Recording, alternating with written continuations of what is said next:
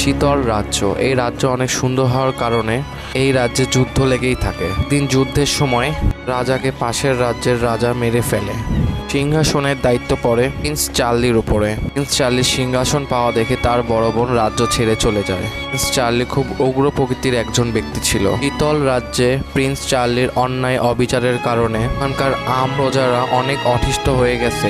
এমনই একদিন প্রিন্স চার্লির চোখ পড়ে অনেক সুন্দরী একটি মেয়ের দিকে। মেয়েটির নাম ছিল হুমায়রা। এটি দেখতে অনেক সুন্দর হওয়ার কারণে প্রিন্স চার্লি চোখই সরাতে পারে না। প্রিন্স চার্লি তাদের রাজ্যে সৈন্য পাঠিয়ে মেয়েটাকে তুলে আনে। প্রিন্স চার্লি মেয়েটার অপরূপ সুন্দর চেহারা দেখে পাগল হয়ে যায়। প্রিন্স চার্লি তাকে বিয়ের প্রস্তাব দিলে সে বলে সে বিবাহিত। প্রিন্স চার্লি যখন জোর জবরদস্তি করতে লাগে তখন মেয়েটা আত্মহত্যা করে নেয়।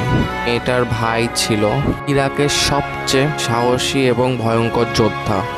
রাজা স্বামী যখন জানতে পারে পাশের রাজ্যের সৈন্যরা তার রাজ্যের একটি মেয়েকে তুলে নিয়ে যায়, তখন রাজা স্বামী চিঠি পাঠিয়ে বলে মেয়েটাকে ফেরত দিয়ে দিতে।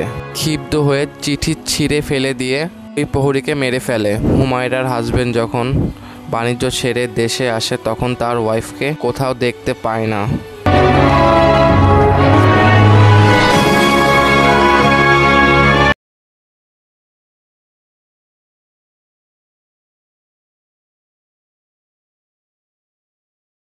তারা তো জানেই না হুমায়রাকে ভোগ করে মেরে ফেলে দিয়েছে।